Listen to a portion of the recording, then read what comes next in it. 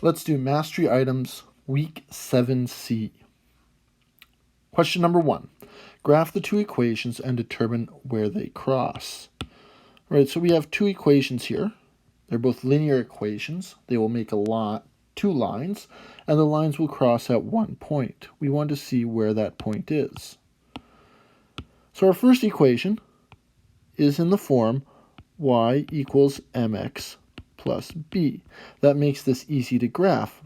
M is equal to the 1/2, and b is equal to -4.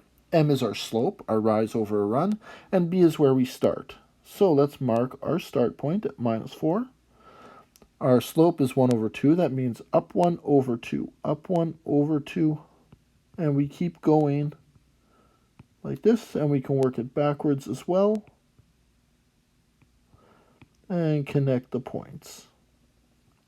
Put arrows at both ends of your graph. The line extends on forever, and we will write what equation this is. Y equals 1/2 x minus 4. Now, let's take a look at our second equation. It is not in the form y equals mx plus b because y is not isolated. So let's isolate y, and then it will be easier to graph. So to isolate y, we take our 2x and we bring it over to the other side.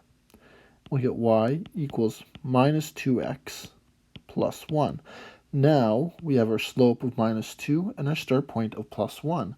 So it's going to start up here, +1. A slope of -2, that's -2/1. So it's going to go down 2/1. So you go down 2/1, down 2/1, down 2/1, like this. Connect the dots off with a line. Label it as 2x plus y equals 1. Find out where they cross, right there at that point. So they cross at the point 1, 2 on the x, -3. So 2, -3. That is where they cross. That is the solution that works for both equations. All right, moving on to number 2. Solve the following equations. So 2a, we have 0.45 equals to a variable divided by 14.5. So in this equation, we are going to take everything and multiply it by 14.5. So we have to take our left-hand side and do 0.45 times 14.5. And we take our right side, times it by 14.5. These will cancel out, and we will be left with x is equal to 7.25. So that's the solution for letter A. If you want to check it, you put in 7.25 divided by 14.5 and see if you get 0.45.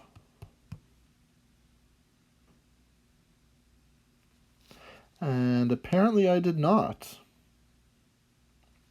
I got 0.5 when I did it, so I obviously did something wrong. I'm going to check 0.45 times 14.5. 6.525 is the correct answer.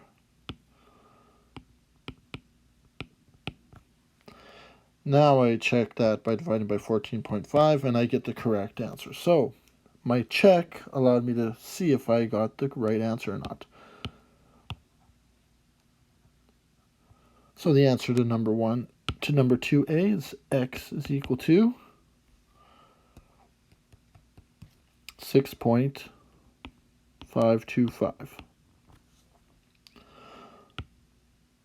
All right, in B, whenever we have this variable in the denominator, its number equals to a fraction, and variables in the denominator, we just swap these two. And this will become y is equal to 1.4 divided by 8.2. And you can do that on your calculator. And you get y is equal to 0.17.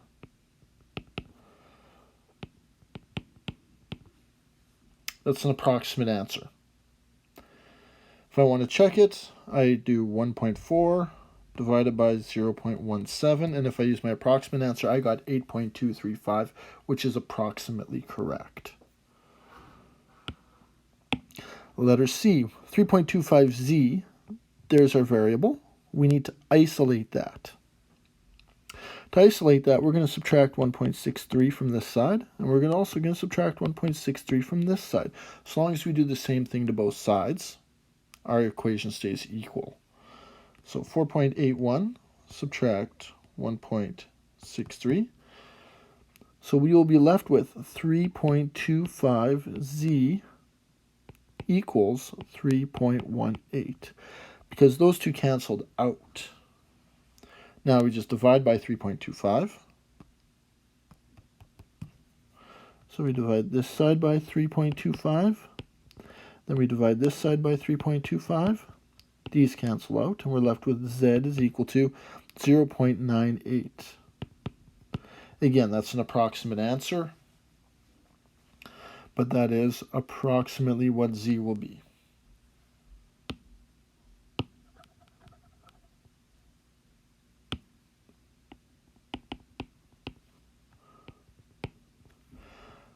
Our last question. 2x divided by 7 plus 3 is equal to 9.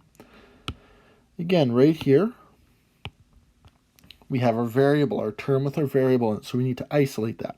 So let's subtract 3 from both sides. To get 2x divided by 7 is equal to 6. Now we need to get rid of the 7 from the denominator, so to do that we have to times both sides by 7. To get 2x is equal to 42. Our last step is to finally isolate x. We divided this side by 2, and we have to divide both sides by 2 to get x is equal to 21. That is the answer for letter D. All right, let's take a look at question number 3. Determine the radius of a sphere with a volume of 0.5 meters cubed. All right, I'm out of space up there, so I'm going to go down here. If you remember, we have a formula. Volume of a sphere is equal to 4/3 times pi times the radius cubed. In this case, we know that our volume is equal to 0.5. So we write in 0.5 is equal to 4/3 times pi times our radius cubed. The first thing I want to do is I want to get rid of the 3 from the denominator, so I'm going to times this side by 3 and times this side by 3. So I'm going to get 1.5 is equal to 4 times pi times the radius cubed. Now everything on the right-hand side is just multiplied together, so I got to start dividing things out. So I start by dividing out 4. So I divide this side by 4 as well. I get 0.375 is equal to pi times the radius of 3 cubed. It's not the radius times 3. Now I divide everything out by pi. Divide this side by pi.